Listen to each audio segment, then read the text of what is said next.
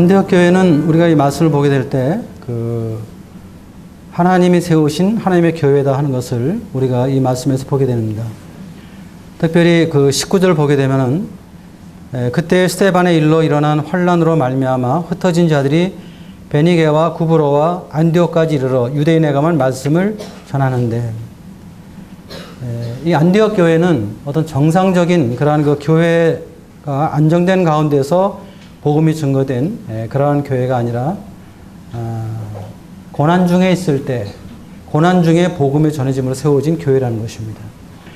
우리가 사도행전 1장 8절을 보게 될 때 주님께서 승천하시면서 제자들이 말씀하시기를 너에게 성령이 임하시면 너희 큰 권능을 받고 예루살렘과 유대와 사마리아와 땅끝까지 이르러 나의 증인이 된다고 주님께서 말씀을 하셨습니다. 주님께서는 이미 이 복음이 선포되는 계획을 사도들에게 말씀을 하신 것이죠. 먼저 예루살렘의 복음이 증거되고 그 예루살렘 교회를 통해서 온 유대와 사마리아와 그다음에 땅끝까지 복음이 증거될 것을 주님 말씀하셨습니다. 이것이 사실 하나님의 계획이었는데, 근데 예루살렘 교회는 아마 주님이 바로 오실 줄 알았던 것 같아요. 그래서 예루살렘 교회는 복음을 선포하고 개척하는, 선교하는 이런 일에 사실은 관심이 없고 예루살렘에 모여만 있었습니다. 주님 말씀을 기억하지 못했던 것이죠. 주님 마음을 몰랐던 것이죠. 사도행전 8장에 보게 되면 이제 스데반의 순교로 인한 핍박이 시작되면서 예루살렘 교회가 핍박을 받게 되었을 때 더 이상 그 핍박을 감당하기 어렵게 될 때 교회가 흩어지기 시작했습니다. 그래서 이 핍박을 피하기 위해서 흩어지는 가운데, 그런 고난 가운데 성도들이 흩어지면서 자기가 흩어진 그 지역의 사람들에게 복음을 전하게 되었던 것이죠. 고난이 있었고 또 어려움이 있었지만은 그런 가운데서 성도들이 이 한 영혼에 대한 가치를 알고 각 성도들이 영혼들에게 접근하면서 복음을 전했다는 것입니다. 우리가 이 고난 가운데 있을 때 우리는 불평하게 되고 또 원망하게 되고 낙심하게 되잖아요. 그런데 이 형제들은 그렇게 하지 아니하고 오히려 그런 가운데서도 영혼들을 사랑하고 소중히 여겼다는 것입니다. 그러면서 복음이 선포되었다는 것입니다. 이런 가운데 안디옥 교회가 세워졌다는 것을 우리가 말씀에서 보게 됩니다. 두 번째 20절에 보게 되면은 그 중에 구브로와 구레네 몇 사람이 안디옥에 이르러 헬라인에게도 말하여 주 예수를 전파하니. 예루살렘 교회 유대인들은 이 복음을 전하는 데 있어서 또 이방인들에게는 복음을 전하지 않았습니다. 그런데 이 구브로와 구레네 거주했던 몇몇 사람들이 안디옥에 이르렀을 때 헬라인에게 복음을 전하는, 이방인에게도 복음을 전하는 이러한 일들이 일어나는 것을 보게 됩니다. 처음에 유대인들은 유대인에게 복음을 전했거든요. 왜냐하면 이들에게는 어떤 하나님으로부터 특별히 선택받은 선민의식이 있었습니다. 그래서 유대인들만이 구원받을 자격이 있다고 믿었던 것이죠. 그리고 나머지 이방인들은 개처럼 여겼거든요. 그런 유대교의 사상이 구원받고 나서도 머릿속에 많이 있었고 또 그러한 것 때문에 이방인들에게 복음이 증거되지 아니했는데 이방 지역에 나가 있던 그리스도인들을 통해서 이방인인 헬라인에게 복음이 전파되는 이런 놀라운 일이 벌어지게 되었습니다. 사실 유대인들이 가지고 있던 그런 어떤 우월의식은 어떤 배타적인 그런 마인드였기 때문에 이방인들에게 복음을 전하는 데서 큰 장애가 되었습니다. 그래서 유대인들은 사실상 거의 이방인들에게 복음을 전할 그런 마음을 갖고 있지 않았거든요. 그런데 이들이 어떤 이런 선민의식을 버리고 어떤 마인드의 변화를 일으킨 사람들이 구원받은 유대인들 가운데서 그런 생각이 바뀐 자들이 이방인에게 전도를 하게 됐다는 것입니다.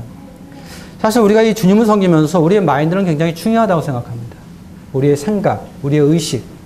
이 의식이 어떠냐에 따라서 우리는 굉장히 폐쇄적인 그리스도인이 될 수도 있고요. 아니면 또 이 포용이 있고 관용적인 그런 그리스도인이 될 수가 있습니다. 근데 우리가 어떤 이 배타적인 의식을 갖게 될 때는 다른 사람과의 관계 속에서 상당한 어려움을 갖게 되죠.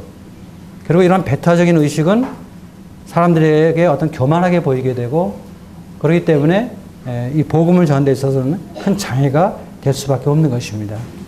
근데 유대인 가운데 구원받은 분들이 대부분 그런 마인드를 가지고 있었는데 해외에 나가 있던 이러한 그 유대인들은 그런 마인드에서 벗어나서 어떤 자기의 고정관념보다는 어떤 주님의 생각, 주님의 마음 이런 것을 알고 이 마인드를 변화시키는 그럼으로 인해서 복음이 이방인들에게 증거됐다는 것입니다.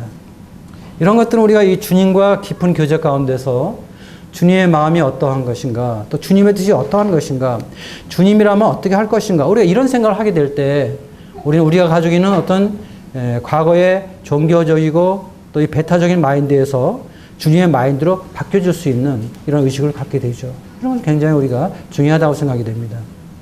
그 다음에 세 번째, 이 안디옥 교회는 이름 없는 성도들에 의해서 복음이 전해졌다는 것입니다. 예루살렘 교회는 우리가 사도행전 2장에 보게 되면은 사도 베드로가 11명의 사도들과 함께 복음을 같이 전해서 3,000명이 되는 많은 사람이 구원을 받고 교회가 세워집니다. 또 사마리아 지역의 교회는 전도자 빌립을 통해서 주님께서 교회를 세우는 것을 우리가 보게 됩니다. 근데 안디옥 교회는 어떤 유명한 은사 있는 이런 분들에 세워진 것이 아니라 사실상 이름 없는 성도들에 의해서 교회가 핍박을 받음으로 인해서 피난 가는 가운데서 피난 중인 그 이름 없는 성도들에 의해서 복음이 전해지게 되고 또 그들에 의해서 하나님의 교회가 세워졌다는 것입니다. 굉장히 참 중요한 것이죠. 우리는 교회를 세우는 것, 또 주님의 일을 하는 것은 어떤 특정한 사람들, 우리가 기독교계를 보게 되면 어떤 성직자들, 이런 분들만 그 일을 할 수 있다고 생각하는데 사실 성경은 그렇게 되어 있지는 않습니다. 물론 성직을 맡은 분들도 주님이 사용하시지만 그렇지 않은 분들도 구원받은 분들이라면 영혼을 사랑하고 또 복음에 열정이 있고 헌신적인 이런 성도들이라면 하나님은 누구나 하나님의 교회를 세우는 일에 사용하신다는 것입니다. 안디옥 교회는 바로 그런 가운데 세워진 그런 교회입니다. 그러니까 사실은 우리 모든 성도님들이 다 복음을 전할 수 있고 또 우리 모든 성도님들을 통해서 하나님은 하나님의 교회를 세워 가시는 중에 있는 것입니다. 다만 우리가 안타까운 것은 이러한 주님의 마음을 잘 모르고 우리가 영혼 사랑에 매우 식어 있고 또 어떤 열정이 식어가는 또 이 복음에 대해서 헌신이 약해져 있는 이러한 부분들을 우리가 안타깝게 바라보고 있습니다. 근데 우리가 이 안디옥 교회가 세워지는 과정을 보면서 우리가 다시 한번 영혼을 사랑하고 복음을 사랑할 수 있는 이런 가운데서 올 한 해 주님을 섬기는 저와 여러분 되기를 바라는 마음이 간절합니다. 특별히 우리가 주목해야 될 말씀은 21절입니다. 주의 손이 그들과 함께 하심에 수많은 사람들이 믿고 죽게 돌아오더라. 자, 사람들이 복음을 전해야 됩니다. 사람들이 또 영혼들을 기도해야 되고 사랑하면서 섬겨야 됩니다. 그러나 중요한 것은 그리할지라도 주님께서 그들과 함께 하시지 아니하면은 사실은 열매를 맺을 수는 없는 것입니다. 우리는 열심히 뿌려야 돼요. 영혼들을 위해서 기도해야 됩니다. 근데 사실 역사는 하나님이 하시는 것입니다. 사람이 구원받는 것은 하나님께서 사람을 구원하시는 것입니다. 교회를 세우는 것은 하나님이 세우시는 것입니다. 물론 사람들은 사용하지만 이것은 뭐냐면 사람들의 능력과 사람들에 의해서 하나님의 교회가 세워지는 것은 결코 아니라는 거예요. 또 사람들의 지혜와 사람들의 힘에 의해서 영혼들이 구원받는 것은 결코 아니라는 것입니다. 그래서 우리가 영혼들을 위해서 기도하고 복음을 전하고 뿌리고 또 영혼을 섬겨야 되지만 항상 역사하시는 하나님, 사람을 구원하시는 구원의 주체가 하나님인 것을 항상 기억하고 그분을 의지하고 그분의 인도하신 가운데 복음을 전하는 것은 대단히 중요하다고 이렇게 생각을 합니다. 그래서 이 하나님의 교회는 하나님이 세우신 것입니다. 왜냐하면 하나님께서 구원의 역사를 일으키시기 때문에 그리고 구원받은 그런 사람들을 성령님께서 인도하십니다. 모이게 하시는 것입니다. 그래서 세워진 그런 모임이 하나님의 교회가 되는 것이죠. 어떤 사람들에 의해서 몇몇 사람들이 으쌰으쌰해서 그렇게 해서 되어지는 것은 결코 아니라는 것입니다. 우리 이런 말씀을 기억하면서 우리가 섬기는 원당교회는 어떤 교회일까? 이런 생각을 해보는 것입니다. 우리가 지난달에 우리가 모임의 날에 간략하게 교회, 원당교회가 어떻게 세워졌는가를 잠깐 말씀드렸지만, 원당교회는 하나님이 세우신 하나님의 교회입니다. 하나님이 인도하셨고, 하나님이 역사하셨고, 하나님이 구원하셨고, 그리고 그들을 모이게 하셨고, 그래서 원당지역에 세워진 교회가 원당교회입니다. 우리가 이 섬기는 교회가 하나님의 교회인가, 아니면 일반 종교적인 교회인가, 거기에 따라서 우리는 이 교회를 섬기는 태도가 달라진다고 생각합니다. 우리는 우리가 섬기는 원당교회가 하나님의 교회이고 하나님의 집이라고 할 때 우리는 이 교회를 섬기는 태도가 달라져야 되는 것입니다. 바꿔 얘기해서 어떤 직장보다도 어떤 사람보다도 가장 우선순위에 하나님의 교회가 위치해야 된다는 것입니다. 우리 모두의 마음속에. 그러면서 우리가 이 안디옥 교회가 세워진 이 모습을 보면서, 그럼 하나님의 교회의 특징은 무엇입니까? 그것은 복음을 전하는 것입니다. 복음을 전하지 않는 교회는 하나님의 교회가 아닙니다. 복음을 전할 뿐 아니라 그 전해진 복음을 하나님이 사용하셔서 구원의 역사가 일어나야 되는 것입니다. 하나님이 역사하셔야 됩니다.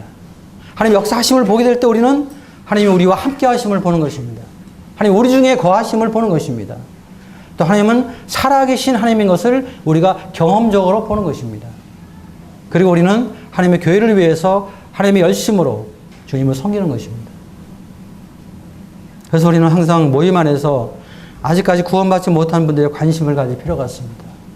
그들에게 애정을 갖고 교제해 줘야 됩니다. 기도해 줘야 됩니다. 우리는 1월 6일부터 8일까지 우리는 학생 수련회가 있습니다. 우리 모두가 함께 기도해야 됩니다. 이 일에 우리는 물질로 동역하고 또 우리는 같이 헌신해야 됩니다.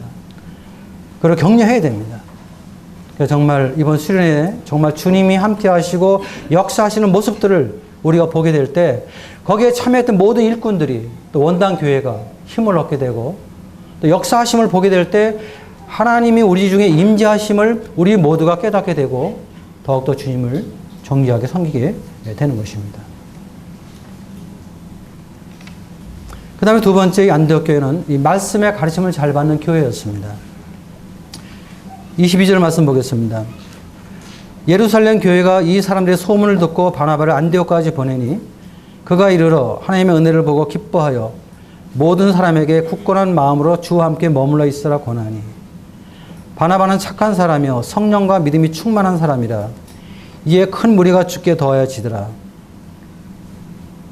이제 예루살렘에 안디옥에 주님을 믿고 구원받은 사람들, 그들의 모임인 하나님의 교회가 세워졌다는 소식을 예루살렘에는 사도들이 듣게 되었습니다.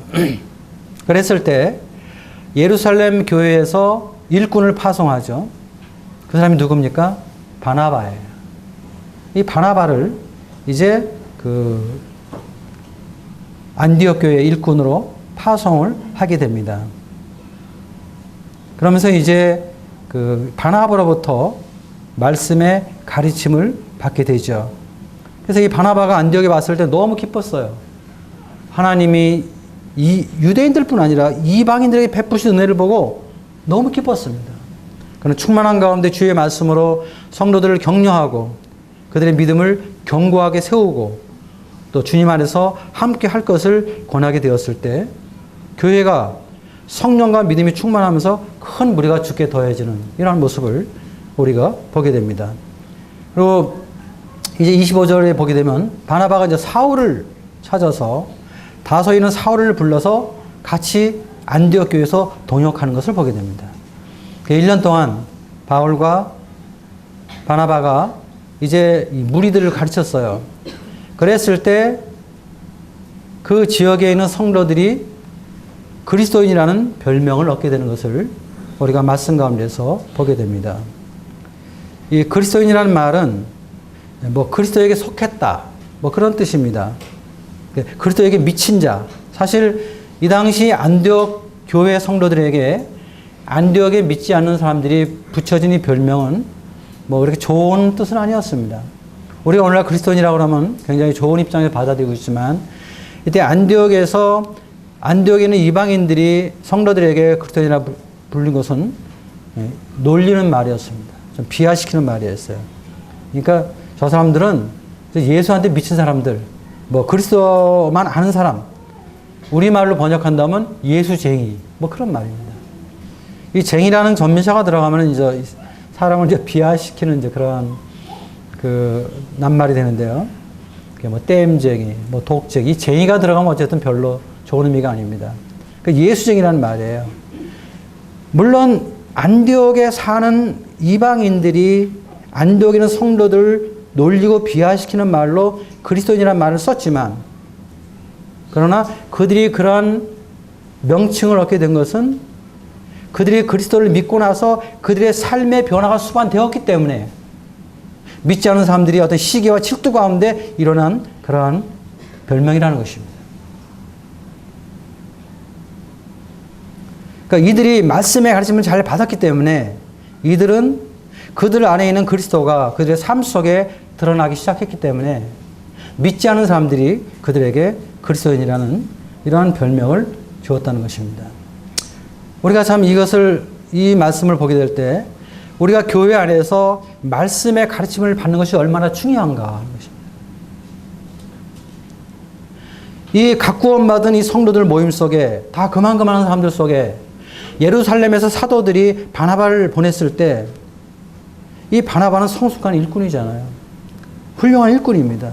이 어린아이 같은 안디옥 교회 성도들에게 이 성숙한 일꾼인 바나바가 와서 말씀을 가르쳤을 때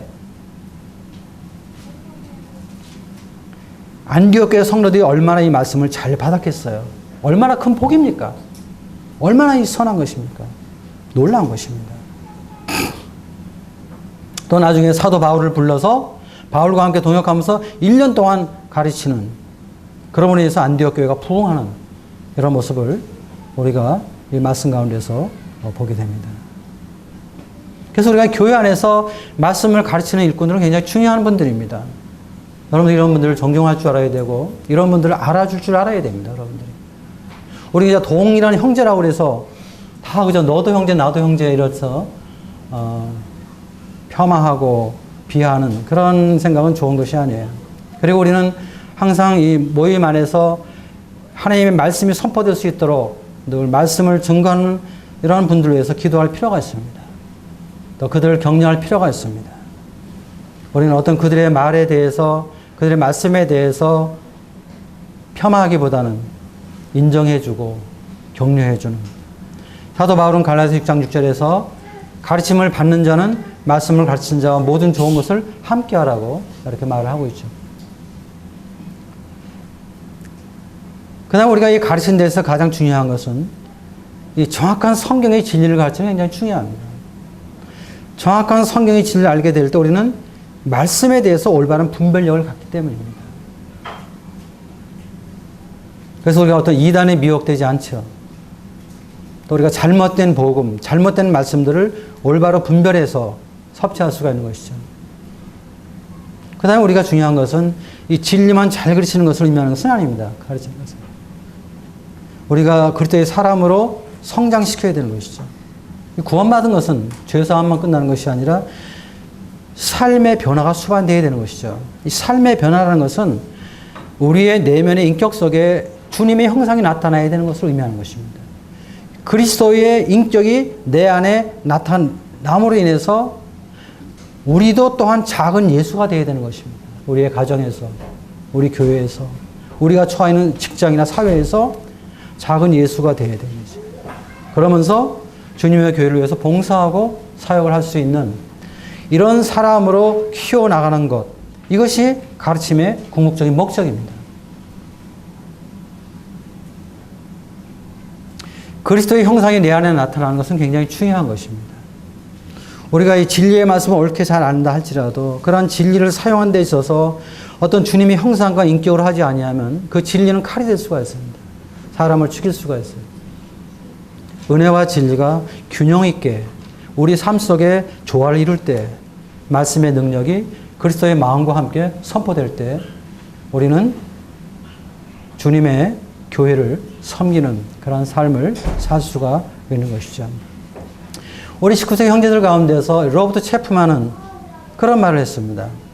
그리스도의 말씀을 가르친 사람은 많지만은 그리스도처럼 사는 사람은 많지 않다. 이런 말을 그분이 하셨어요. 그 말의 의미가 무엇일까? 가르치는 것은 꼭 이 강단에서만 가르치는 것이 아니라는 것입니다.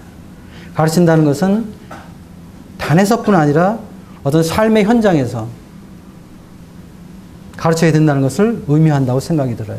그러니까 우리의 삶 속에서, 우리의 사역 속에서 어떤 주님의 모습, 주님의 인격이 나타나야 된다는 것이죠. 이것이 우리가 말씀을 가르치는 궁극적인 목적입니다. 여러분들이 말씀을 많이 안다 할지라도, 말씀을 많이 가르친다 할지라도, 여러분 삶 속에 어떤 주님의 모습이 나타나지 않는다면 그것은 큰 의미가 없는 거예요, 사실은.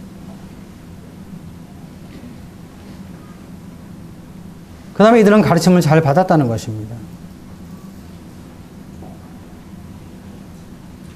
우리가 이 가르침을 잘 받기 위해서는 참 마음의 태도가 참 중요한데요. 우리가 이 복음서에 보게 되면 그 네 가지 밭이 나오잖아요.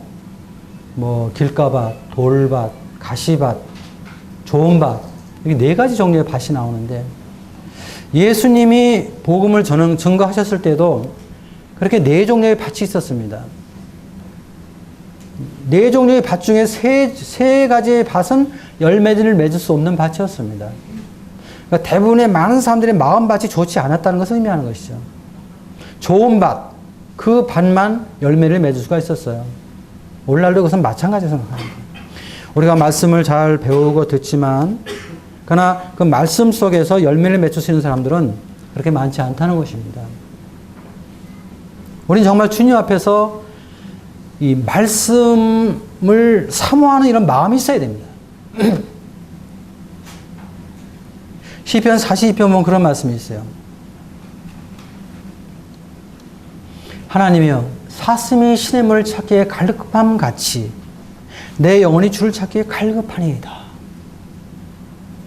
이 말씀 깊이 묵상하면은 이 시편 기자가 얼마만큼 주님을 사모했는가, 얼마만큼 여호와 하나님을 사모했는가를 우리가 알 수 있어요.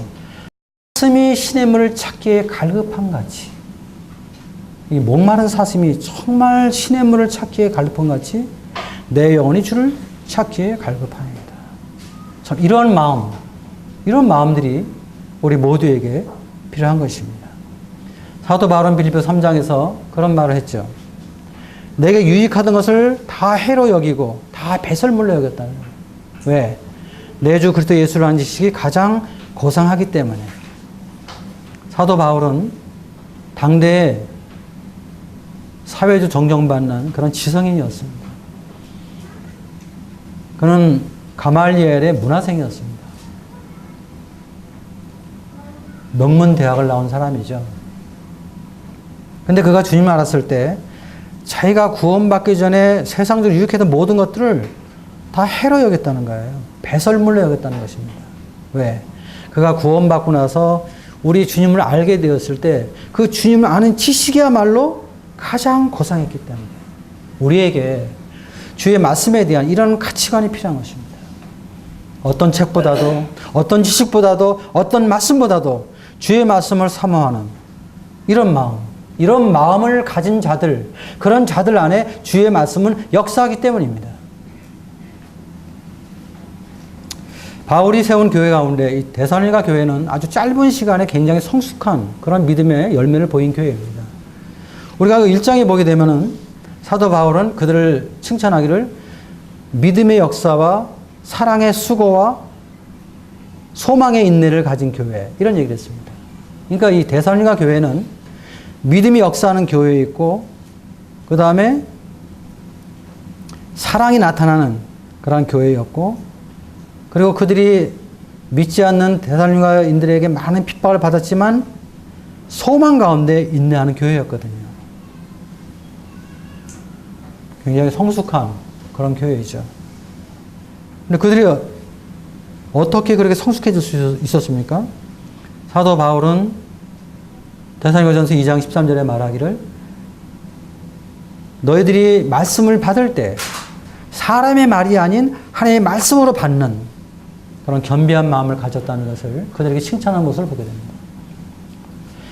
우리 이 단에서 사람이 나와서 말씀을 가르치지만 적어도 하나님의 교회의 공식 집회 때, 말씀이 선포될 때 이것을 사람의 말로 봐서는 안 되는 것입니다.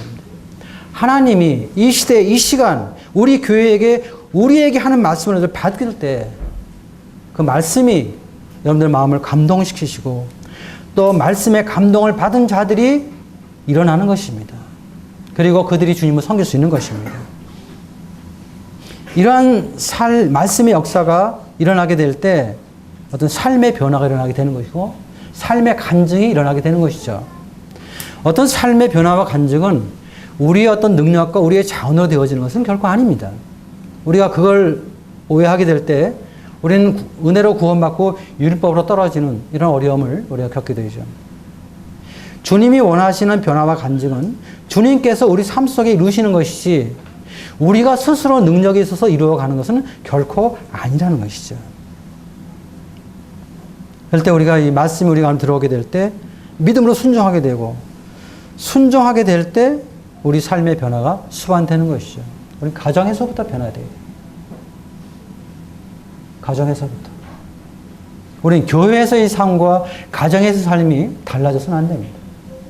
우리는 교회에서의 삶과 직장에서의 삶이 달라져서는 안 됩니다.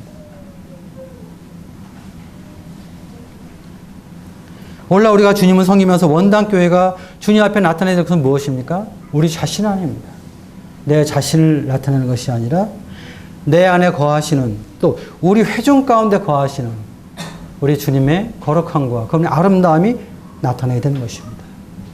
우리는 올 한 해 이런 말씀의 가르침을 잘 받는 가운데 주님을 나타내기 힘쓰는 그런 교회가 되기를 소망합니다. 그 다음에 이제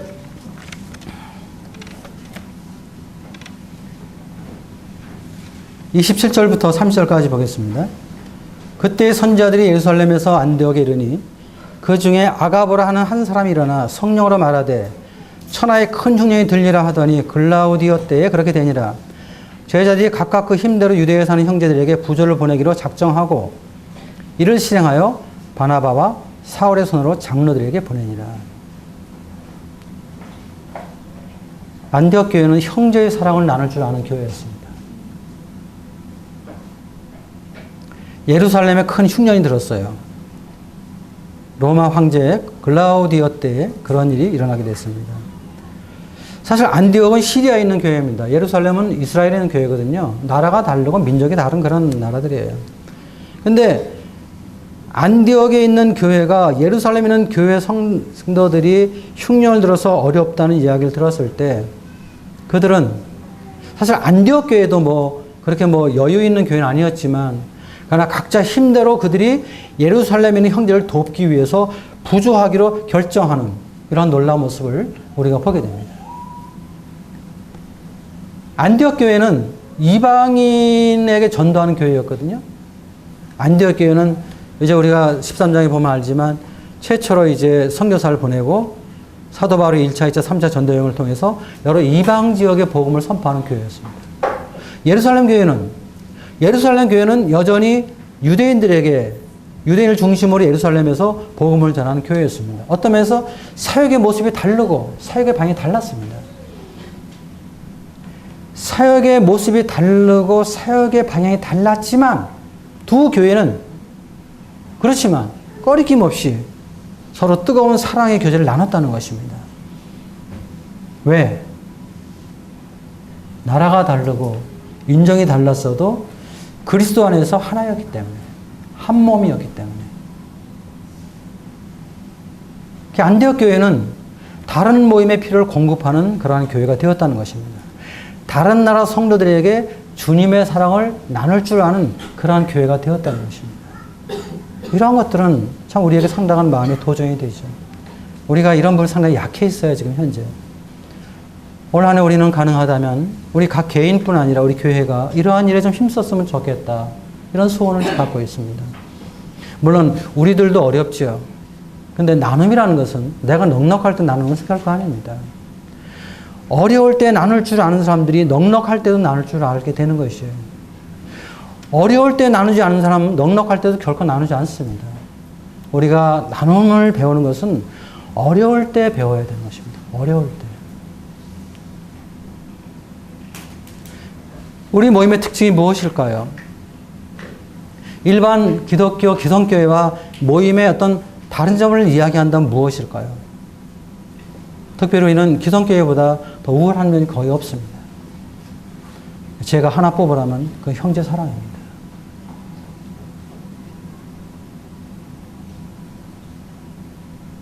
제가 모임에 오게 된 것은, 제가 이 기성교회 다니다가 모임에 오게 된 것은 형제 사랑 때문에 저는 모임에 왔습니다. 제가 교회를 처음 방문했을 때 형제 자매라고 불렀는데 정말 이 사람들은 정말 한 가족 같았어요. 진짜 형제, 진짜 자매 같았어요. 교회 분위기가. 사실 모임이 부흥할 수 있었던 것은 물론 진리도 놀라웠지만 그 진리와 함께 그들 안에 있는 형제 자매들의 사랑이 더 놀라웠습니다.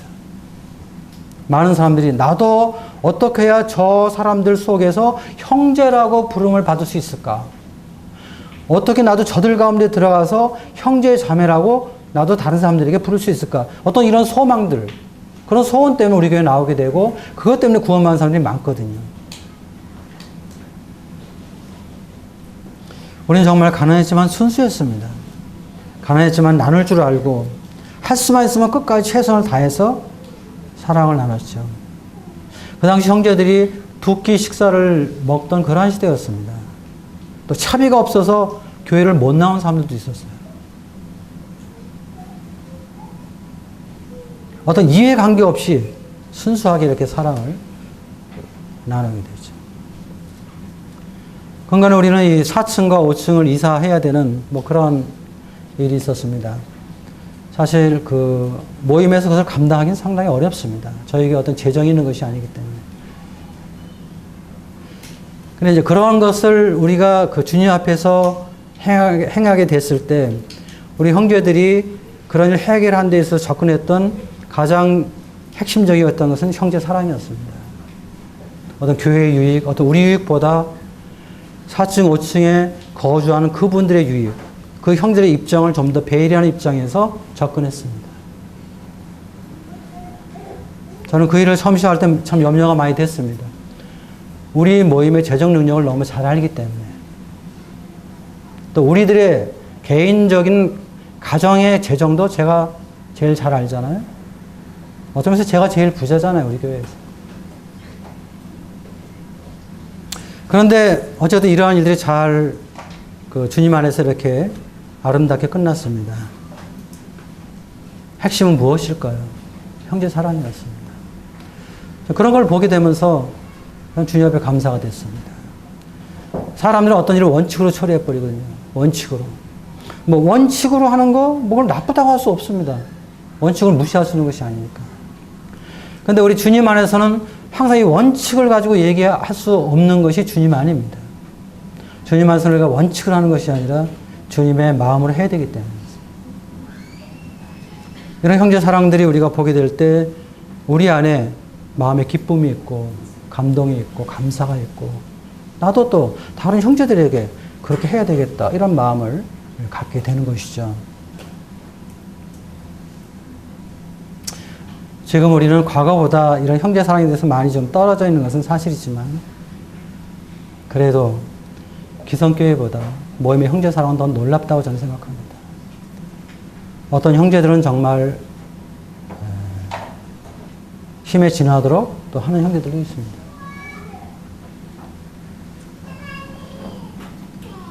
안디옥 교회는 넉넉한 교회가 아니었습니다. 그렇지만 그들은 예루살렘 교회를 도왔죠. 잘하는 것입니다. 이건 주님께 하는 것입니다. 우리가 어떤 형제에 대해서 어떤 사랑을 베풀 때, 또 어떤 이방인들에게 어떠한 주님의 이런 무엇을 나누게 될 때, 그것은 그 사람에게 주는 것이 아니라 그건 주님 앞에 드리는 것입니다. 주님 앞에 하는 것입니다. 그렇게 될 때 우리는 좀 더 주님 안에서 이러한 부분에 대해서 좀 더 관용 있게 행할 수 있는 마음의 동기를 부여받을 수 있다고 생각이 됩니다. 우리 교회도 안디옥 교회처럼 가능하다면 다른 교회와 다른 성도의 필요를 좀 공급해주는 그런 교회가 되기를 참 저는 원하고 있습니다. 왜냐하면 이 성김과 나눔이 있는 것, 이것은 정말 교회가 해야 될 일입니다. 그리고 교회는 하나님의 가정이죠. 교회는 정말 믿는 우리 성도들에게서는 가장 편하고 가장 행복한 곳이 되어야 됩니다. 교회는 가정처럼 정말 안식이 있어야 됩니다. 평안이 있어야 되죠. 서로 이해할 줄 알고 용납이 있어야 되는 것이죠. 성도들끼리 서로 보호하고 서로 격려하고 서로 인정해주고 서로 감사하는. 그래서 항상 우리 교회가 오고 싶은 교회, 항상 머무르고 싶은 교회, 이런 교회가 되도록 하는 겁니다. 이것은 우리 모두의 책임입니다. 우리 모두가 주님 안에서 이러한 형제의 사랑을 나누게 될 때 우리 교회는 그러한 교회로서의 모습을 갖추게 되는 것이죠. 제가 구원받고 나서 가장 그 마음에 크게 찔리면서 도전을 받았던 말씀은 요한일서 3장 16절 말씀이었습니다. 그가 우리를 위하여 목숨을 버리셨으니 우리가 이로써 사랑을 알고 우리도 형제들을 위하여 목숨을 버리는 것이 마땅하니라. 요한복음 3장 16절, 사도 요한은 요한복음 3장 16절에서 하나님이 세상을 이처럼 사랑하사 독생자를 주었으니 이는 저를 믿는 자는 멸망하지 않고 영생을 얻게 하려 하심이라. 이런 말씀 썼죠. 우리가 부담 없이 받는 말이죠. 근데 같은 요한이 쓴 서신서에서 요한일서 3장 16절은 우리에게 참 부담이 있는 말씀입니다. 그렇죠? 그가 우리를 위하여 목숨을 버리셨으니 우리가 이로써 사랑을 알고 우리도 형제들을 위하여 목숨을 버리는 것이 마땅하니라. 어떻게 사도 요한이 이렇게 변화가 되었을까? 그런 누가복음에 보게 되면은 사마리아 지역의 사람들이 주님을 영접하지 않았다고 해서 하늘에서 불을 내려서 그 마을을 불태우자고 얘기했던 사람입니다. 사도 요한이. 그랬던 그분이 그가 우리를 위해 목숨을 버리신 것처럼 우리가 형제들을 위해서 목숨을 버리는 것이 마땅하다. 참 이런 말씀을 기록을 했어요. 놀라운 말씀.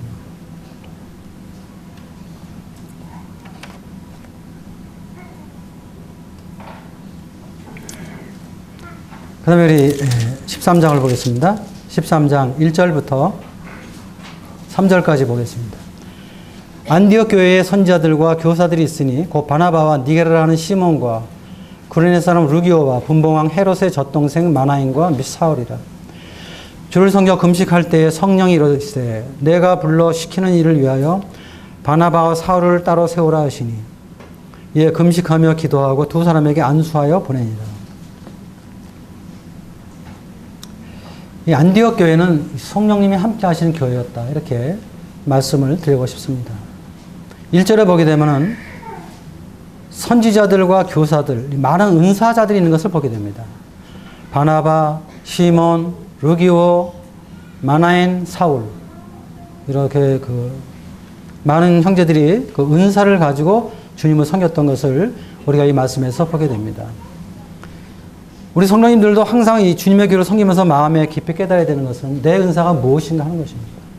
내 은사가 무엇인가 깨닫고 그 은사를 활용하면서 주님을 섬겨야 됩니다. 그리고 은사는 내 유익을 위해서 사용하는 것이 아닙니다. 다른 사람의 유익을 위해서.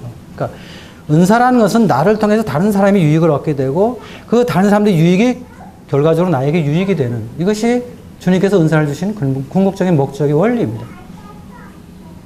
그래서 우리는 주님의 교회 안에서 자신의 은사가 무엇인가를 잘 아는 것 굉장히 중요합니다.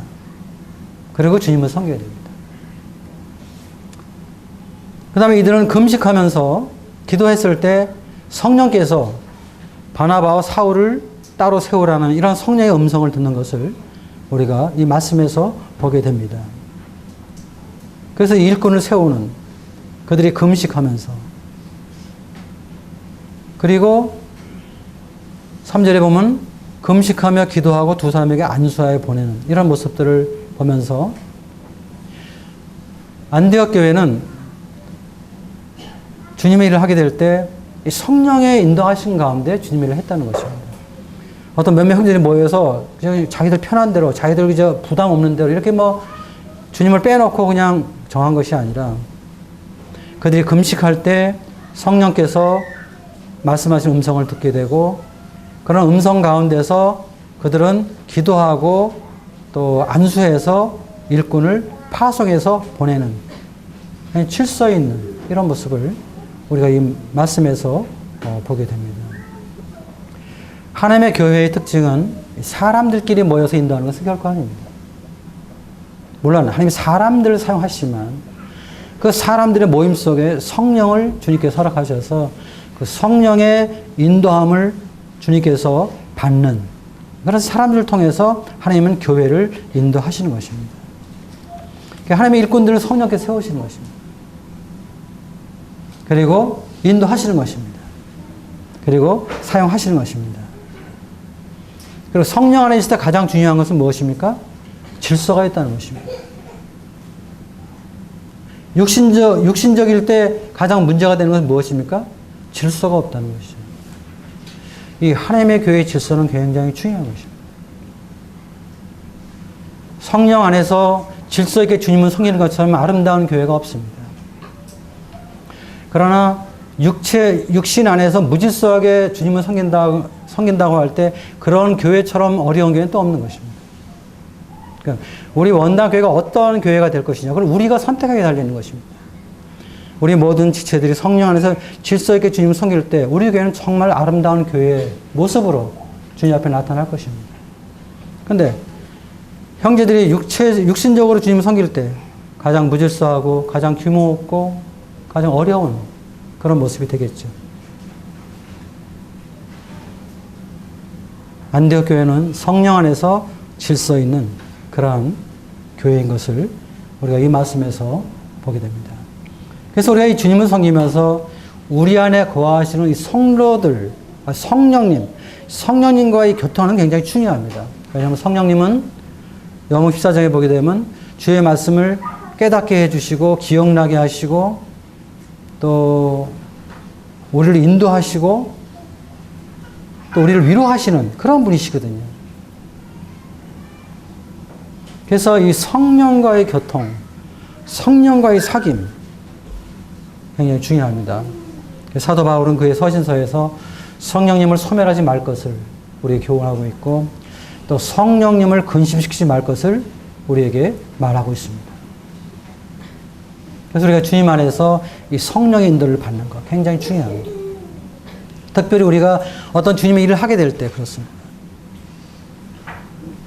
우리는 이 사도행전 16장에 보게 되면은 사도 바울이 소아시아에서 복음을 전하려고 하는데 복음 전하는 일은 좋은 일이잖아요.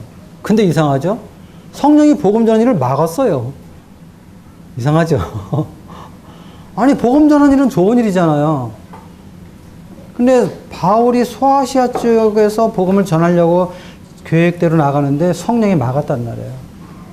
그리고 그날 밤 주님께서 사도 바울에게 마케도니아 산의 환상을 보여주셨어요. 그러면서 바울이 주님께서 마케도니아 쪽에 복음을 조금 전하기를 인도하시는구나. 이런 걸 깨닫고 복음의 방향을 소아시아에서 마케도니아로 돌리는 모습을 우리가 보게 됩니다. 복음을 전하는 다 좋은 것입니다. 근데 성령은 때로는 이렇게 다른 지역으로 인도하실 수 있습니다. 성령과의 교제가 중요한 것입니다. 또 우리 역대상에 보게 되면은 다윗이 성전을 건축하려고 자기 집은 큰 집이고 좋은 집이 있는데 하나님은 계속 장막에 계시니까 큰 집을 지어서 성전을 건축하려고 했습니다. 얼마나 아름다운 마음입니까?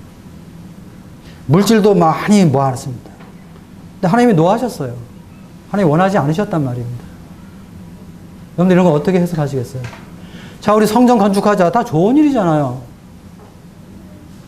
이걸 우리가 주님의 일이 아니라고 누가 얘기할 수 있어요? 근데 주님 때로는 어떤 때는 그 사람을 통해서 원하지 않을 때도 있다는 얘기예요. 그래서 우리는 우리 안에 거하신 성령님의 인도를 받는 게 참 중요하다고 저는 생각합니다.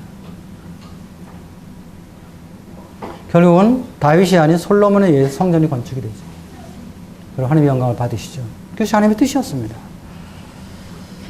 우리가 이 주일날 이렇게 말씀을 선포하는 것도 성령님의 조명 속에 오는 깨달음으로 말씀을 선포하는 게 굉장히 중요합니다. 우리가 말씀을 1시간 준비하는 것은 그렇게 어렵지 않습니다, 사실은. 저 같은 경우는. 그러나 주님께서 이 교회에게 하시고자 하는 말씀을 깨닫는 것은 굉장히 어렵습니다. 그건 주님과 굉장히 깊은 교제와 사귐 속에 있지 아니하면 잘 보지 않기 때문에.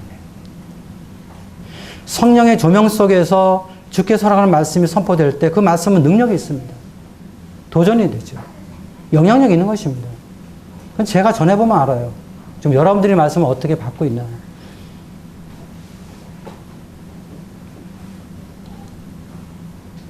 어떤 인간의 지식과 어떤 사색과 철학 속에 나오는 그런 말씀들. 멋있게 들리고 매력 있게 들릴지 모르지만 크게 뭐 우리한테 이렇게 뭐 도전되지 않습니다. 우리 예배 때, 말씀을 선포할 때 항상 이 성령의 인도를 받는 상당히 중요한 것입니다. 안디옥 교회는 그런 교회였습니다. 그리고 이들은 선교하는 교회였습니다. 성령 안에서. 그래서 이제 주님이 성령께서 말씀하신 대로 바나바와 사울을 안수해서 이제 선교사로 파송하는 모습을 보게 되죠. 교회의 가장 큰 사명은 선교하는 것입니다. 우리 모임이 어쨌든 지금 청도와 할빈과 연길에 모임이 세워져 있다는 것은 주님의 큰 은혜입니다. 우리가 잘 돌아보지 않는 이 문제가 또 있지만 어쨌든 이 선교하는 일에 우리 모든 성도들이 동참해야 됩니다. 기도로 동역해야 되고 물질로 동역해야 됩니다. 열린문 선교후원회에서 CMS로 이렇게 10,000원씩 이렇게 부자로 해서 이렇게 하는데 저는 그런 것들 여러분들 다 참여해야 된다고 믿는 사람입니다. 우리가 10만 원, 20만 원은 부담스럽지만 10,000원 정도는 우리 누구나 다 할 수 있는 것입니다. 그렇게 참여하게 될 때 선교에 동역한다는 어떤 의미도 되고 또 관심도 갖게 되는 것이죠. 우리 모임에도 물론 여러분들이 참여하고 계시는 걸 제가 알고 있는데 가능하다면 모든 분들이 그 일에 참여하시면 좋을 것입니다. 결론적으로 이제 말씀을 드리면은 안디옥 교회는 모든 성도들이 고난 가운데서도 이 복음을 전함으로 구원의 역사가 나타나는 그런 교회였다는 것입니다. 또 안디옥 교회는 모든 성도들이 말씀에 순종함으로 그들의 삶 속에 그들의 교회 안에서 그리스도가 아름답게 나타나는 그러한 교회가 되었다는 것입니다. 또 그들은 이방 나라에 있던 교회였지만 예루살렘에 있는 교회를 생각하면서 서로 섬기고 나눔으로 형제 사랑을 풍성하게 나누는 그런 교회가 되었다는 것입니다. 그러면서 그들은 철저하게 모임을 인도하시는, 회중을 인도하시는 성령님과 함께함으로 성령님의 임재가 늘 나타나는 그런 교회로서 주님을 섬겼다는 것입니다. 저는 올 한 해 우리 원당교회가 어떤 교회가 되어야 될까 하는 말씀을 묵상하면서 안디옥 교회라는 말씀을 보면서 우리 교회가 우리 모든 성도들이 복음을 전함으로 올해도 구원의 역사가 나타나는 또 우리 모두가 말씀에 대한 지식만 갖는 것이 아니라 이 말씀을 삶 속에 순종함으로 우리 안에 거하시는 그리스도가 아름답게 나타나는 원당교회. 그리고 우리 모두가 다 어렵고 다 힘들게 살지만 그렇지만 나보다 더 어려운 사람들을 기억하고 그들을 섬기고 나눔으로 형제 사랑이 보다 더 풍성하게 나타나는 그러한 교회. 그리고 무엇보다 중요한 것은 이러한 모든 사역 속에 주님을 섬기는 과정 속에서 성령님이 우리의 삶 속에 함께 하시는 그럼 우리가 하나님이 우리 가운데 임재하심을 목도하고 이 교회가 결코 사람의 교회가 아닌 하나님의 교회인 것을 우리 모두가 확인하면서 주님께 영광을 돌리는 그런 교회가 되기를 저와 여러분들이 힘쓰기를 소원합니다.